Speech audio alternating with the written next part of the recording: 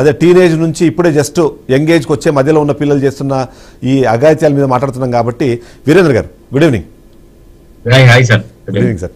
అయితే మొత్తం మీద చూస్తే మాత్రం ఏంటంటే ఈ చిన్న పిల్లలను కూడా ఈ మధ్య కంటే మైనర్ల మీద అత్యాచారాలు పాల్పడము, లేకపోతే మైనర్లు ఇట్లాంటి ఇల్లీగల్ యాక్టివిటీస్లో పార్టిసిపేట్ చేయడం, ఇవన్నింటినీ చూస్తుంటే అసలు ఎందుకు వాళ్ళ మానసిక స్థితి ఏంటి అసలు? అంటే ఎక్కడో ఒక చోట ఏంటంటే చదువు మీద కాన్సన్ట్రేషన్ లేని వాళ్ళు, లేకపోతే ఈ మాదక ద్రవ్యాలకు, లేకపోతే ఇతరత్ర వాటికి అలవాటు పడిన వాళ్ళు, ఎక్స్పోజర్ టు ఈ నెట్ అట్లాంటివి ఉన్న వాళ్ళు కూడా ఇలాంటివి కార్యక్రమాలు పాల్పడతారన్నది ఒక అనుమానం. సో మీరేమంటారు? వాళ్ళ మానసిక స్థితి గురించి ఒకసారి మనం విశ్లేషించండి. అంటే ముందుగా మనం చూడాల్సిందండి, ఇట్లాంటి ఇన్సిడెంట్స్ జరిగినప్పుడు దేర్ ఆర్ 3-4 రీజన్స్ ఉంటాయి. ఒకటి మనం సైకలాజికల్ ఫ్యాక్టర్స్, రెండోది సోషల్ అండ్ కల్చరల్ ఫ్యాక్టర్స్, మూడోది సిచ్యువేషనల్ ఫ్యాక్టర్స్. అంటే సిచ్యువేషనల్ ఫ్యాక్టర్స్ అంటే maybe they are drug and alcohol abusers అయి ఉండొచ్చు. సో ఈ 3-4 కారణాలతోటి వ్యక్తులు ఇట్లాంటి యాక్టివిటీస్ కి తెగబడతారు. రెండోది మనందరూ తెలుసు, ఇంతకుముందు వక్తలు కూడా అందరూ అంటున్నారు ఏంటంటే ఇంటర్నెట్ కి సంబంధించిన sexual content, adult content availability. And also when you consume regularly that content, so what happens, that mind tells you to do experiment. So they keep searching. See, whatever it is here, your body try to execute the same. So when you are content no regular ga consume చేస్తూ ఉన్నప్పుడు, ఆ accessibility ఉన్నప్పుడు, then people start working for the targets. ఎక్కడ మనకి availability దొరుకుతుంది. So whenever the availability of target ఉంది అనుకోండి, they resort. So ఇది మేజర్ గా జరిగే విషయం. రెండోది ఏంటంటే మనం బాగా అర్థం చేసుకోవాల్సింది ఏంటంటే, మన దేశంలో ఇప్పటికి కూడా అంటే ప్రపంచంలో ఎక్కడ చూసినా రేప్స్ జరుగుతూ ఉన్నాయి. అక్కడ ఓపెన్ సెక్స్ ప్రమోట్ చేసే వాళ్ళు కూడా ఇవన్నీ జరుగుతూ ఉన్నాయి. మన ఏమంటారు కన్వెన్షనల్ టైప్ ఆలోచన చేసే కంట్రీస్ లో కూడా ఇట్లాంటి జరుగుతూ ఉన్నాయి. అయితే వీటిని తగ్గించడానికి యాజ్ అన్ ఇండివిజువల్ కానివ్వండి, as a family, as a institution ఏం చేస్తున్నాం అనేది మనం వేసుకోవాల్సిన మొట్టమొదటి ప్రశ్న. సో మనం ఏం చేయాలి అని అంటే, ఇప్పుడు ఇంటర్నెట్ లో వచ్చే అడల్ట్ కంటెంట్ ని no one can control, that is for sure. అంతే. ఎందుకంటే టీవీలో మనం కంట్రోల్ చేస్తాం కావచ్చు, కానీ ఇంటర్నెట్ లో వచ్చే కంటెంట్ ఎవరు చేయాలి?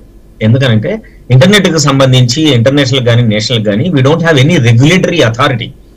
ఇంటర్నెట్ లో వచ్చే కంటెంట్ అది ఏదైనా కానివ్వండి, అది రిలీజియస్ కావచ్చు, సైంటిఫిక్ కావచ్చు, సోషల్ కి సంబంధించి కావచ్చు, సెక్సువల్ కంటెంట్ కావచ్చు, దీన్ని రెగ్యులేట్ చేయడానికి ఇంతవరకు కూడా ప్రపంచవ్యాప్తంగా మనకి అథారిటీ లేదు. సో నేషనల్ లెవెల్ అయినా సరే, if can country can look in to that and if you can create an authority so that ఈ వచ్చే కంటెంట్ ఎట్లా, ఎవరి కోసం వేస్తున్నారు, ఎందుకు యూజ్ చేస్తున్నారు అనే ఒక మానిటర్ సిస్టమ్, ఫిల్టరింగ్ సిస్టమ్ ఉంటే I think this accessibility can be minimized. So ఇప్పుడు ఇది ఎవరు చేయాలి అనేది డెఫినెట్ గా మనం ultimately we look at the monitoring body as a government itself. రెండోది మన ఇంట్లో పిల్లల్ని మనం చేయడం, ఇంట్లో ఉన్నప్పుడు చేస్తాం కావచ్చు, బయట వెళ్ళినప్పుడు ఎవరు చూడాలి? Nobody can do it. So there are so many loopholes there in the system. అది ఇన్ఫిల్టర్ అవుతుంది, ఎట్లా రకంగా వాళ్ళకి రీచ్ అవుతుంది. మరి నెక్స్ట్ ఏం చేయాలి? మనం ఏం చేయాలి అంటే, first of all we have to educate the individuals. ఒకటి మొరాలిటీ గురించి ఇండివిజువల్ చేయాలి, సెక్షువల్ చేంజెస్, మన బాడీలో వచ్చే ఫిజియలాజికల్ చేంజెస్ ని అర్థం చేసుకునే ట్రైనింగ్ ఇవ్వాలి. మన సెక్సువల్ డిజైర్ రావడం ఎంత కామనో వాటిని ఆర్గనైజ్ చేసుకోవడం కూడా అంతే కామన్ అనే విషయాల పట్ల మనం పిల్లలకి స్కూళ్ళలో, కాలేజీలో మనం ట్రైనింగ్ ఇవ్వాలి.